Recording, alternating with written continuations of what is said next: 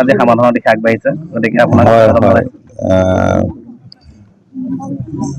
এই অঞ্চলত বানে যথেষ্ট ক্ষয় ক্ষতি কৰে। বানে গৰকা এটা অঞ্চল।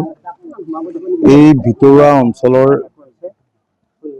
ৰাস্তা পদূলি নিৰ্মাণ মোৰ এটা লক্ষ্য আছিল। মই য'ত বহি আছো আজি এই ঠাইলৈকে ৰাস্তাটো হৈছিল, কিন্তু বাকী ৰাস্তাখিনি অসম্পূৰ্ণ হৈ আছিল। ২ নং বকুলি চেক্টৰীৰ পৰা আমি দেৱীথানলৈকে ৰাস্তাটো নিৰ্মাণৰ কাৰণে ব্যৱস্থা ল'লোঁ ১,৭২,০০,০০০ টকাৰে। আজি আমি শুভ আৰম্ভণি কৰিছোঁ, শিলান্যাস কৰা হৈছে।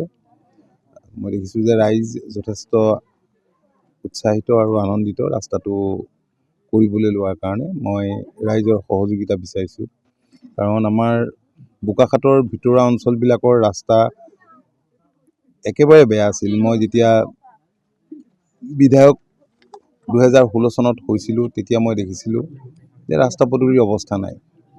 আৰু যাতায়াতৰ সুচল ব্যৱস্থাটো হৈছে এটা অঞ্চলৰ উন্নয়নৰ মাপকাঠি। আৰু আনহাতে কাষত কোনো চিকিৎসালয় নাই বা ইয়াৰ পৰা ল'ৰা ছোৱালীবিলাক ওলাই যোৱাও যথেষ্ট অসুবিধা হয়। গতিকে সেইকাৰণে ভিতৰুৱা অঞ্চলৰ ৰাস্তা পদূলি নিৰ্মাণত গুৰুত্ব দিছিলোঁ।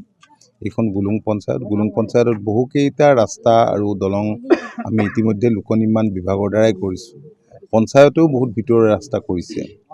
ঠিক তেনেকৈ আজি ইয়াৰ পিছতে আকৌ আমি দিছৈলৈ যাম, তাতো একেধৰণৰ কাৰ্যসূচী আমাৰ আছে। আজি সমষ্টিটোৰ বিভিন্ন ঠাইত মধ্য কাজিৰঙা, পশ্চিম কাজিৰঙালৈকে নতুনকৈ এইবাৰ কৰিবলৈ লোৱা কেইবাটাও ৰাস্তাৰ আমি আজি শুভ উদ্বোধন কৰিম। ঠিক আছে। গাঁৱত এটা ঐতিহাসিক দিনৰ সাক্ষী হৈছে, গতিকে গাঁৱৰ মূল পথটো ইতিমধ্যে ২ কিলোমিটাৰ মন্ত্ৰী মহোদয়ে শিলান্যাস কৰিছে। গতিকে কওকচোন আপোনালোকৰ অনুভৱ কেনে হৈছে আজি?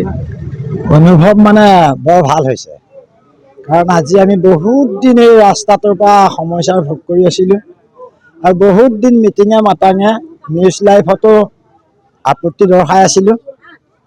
বহুত দিনৰ মূৰত আমাৰ প্ৰতি ভগৱান সদয় হৈছে বুলি ভাবিছোঁ। আৰু আজিৰ তাৰিখত মন্ত্ৰী মহোদয় নিজে আহি এই ২ কিলোমিটাৰ ৰাস্তাটো পকীকৰণ কৰি দিবলৈ ফিতা কাটিছে। তাৰ বাবে আমাৰ সমস্যাৰ সমাধান হ'ব, সেই উদ্দেশ্যেৰে আজি আমাৰ সকলোৰে বহুত আনন্দিত।